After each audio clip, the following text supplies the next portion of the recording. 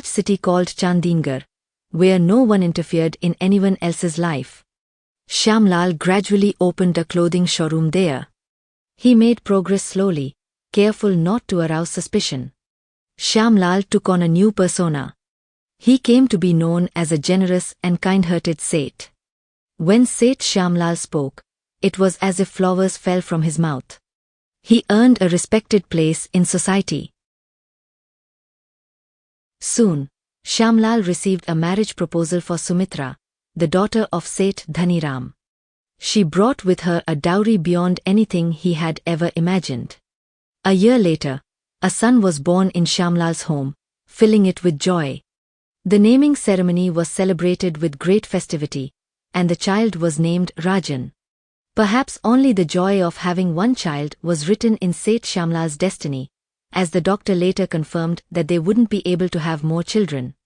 However, Shyamlal did not love his wife as much as he loved Rajan. If Sumitra ever said anything to the boy, Shyamlal couldn't tolerate it. Rajan, in his lisping little voice, would ask for something later, but Shyamlal would already have it ready. Rajan, too, would never go anywhere without his father. Shyamlal perhaps feared that the consequences of his past deeds might somehow fall upon Rajan. He didn't worry much about his wife. He believed he could manage without her.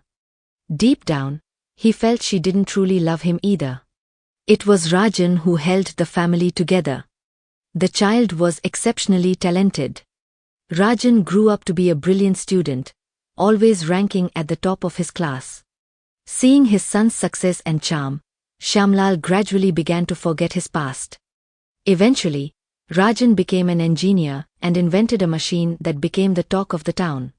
This machine made rice planting much easier for farmers. It could sow seeds accurately and also dig the soil automatically. Rajan's name appeared in newspapers, and soon everyone knew who he was. Shyamlal's chest swelled with pride. When Rajan turned 25, Shyamlal began thinking seriously about his marriage. Before finalizing any girl, make sure to ask Rajan once, Sumitra gently reminded him. You keep quiet. He's my son. I know what he likes, Shyamlal said firmly. It's been so many years since our marriage, but you've never spoken to me with love. You are always angry, sometimes snapping for no reason, Sumitra said, her voice trembling with pain. I don't know why. Your father gave everything, your face isn't even that bad, but still, I just don't find you likable, Shyamlal snapped back. How could you like me? As if you are lacking women, Sumitra replied bitterly, her eyes filling with tears. You've kept me around just for appearances. If my father hadn't forced me to return to you, I'd have left long ago. Even when I try to live peacefully with you, you refuse to meet me halfway. Get lost. Don't show me your face again. Just go sit in your prayer room, Shyamlal barked. I don't need your compromises. You act so noble, people call you a kind, generous Seth. You speak so sweetly to outsiders. If people knew what really goes on at home, your image, your pride, and all your wealth-fueled arrogance would shatter, Sumitra said, pointing a trembling finger at his face. Why are you both fighting, Papa? Rajan's voice cut through the tension. Mom, I've told you so many times, don't speak to Papa like that. Let him be. That's just the way he is, Rajan added, trying to calm them both down. See how sensible my son is? He takes after me, thankfully, not after you, Shyamlal said, taunting Sumitra. Rajan was deeply troubled by their constant arguments. Ever since he was a child, he had never seen his parents speak to each other with kindness. But both parents loved Rajan dearly. That's why Sumitra held back her tears and chose not to reply further in front of him. Rajan, my son, now that you've secured a job in such a big company, I've been thinking about your marriage, Shyamlal said, trying to change the subject. Papa, before you say anything, let me tell you the whole truth. Please, both of you, Mom and Dad, listen to me completely before giving any advice. A long time ago, I received a letter from a girl. In it, She wrote that she had loved me since childhood and that she would die without me. I didn't even know who she was. Still, I decided to meet her. When I did, I found out she was Meena, the daughter of your friend, Murli Prasad. Meena used to visit our house occasionally when we were kids. I had never paid much attention to her back then, but she had developed feelings for me. Eventually, I grew fond of her too, and I promised to marry her. This is wonderful news, son.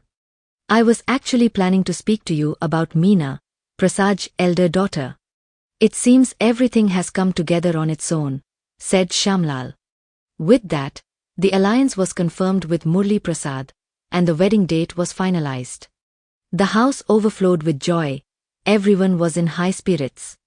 Since Rajan had become a well-known public figure, media personnel were also present on the wedding day. Finally, the wedding vows were completed, and while people were busy clicking photo after photo, Rajan suddenly collapsed.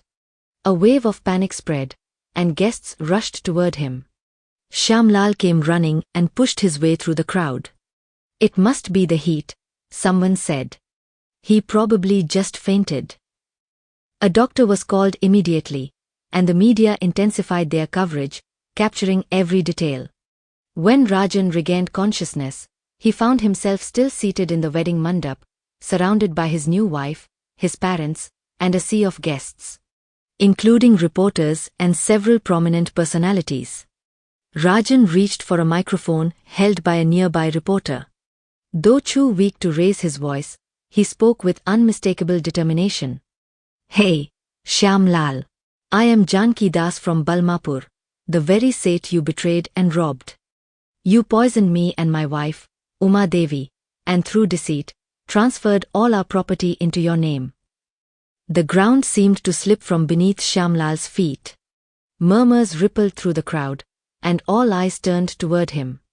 He began to tremble. My son. What are you saying? This is nonsense, Shyamlal stammered, avoiding everyone's gaze.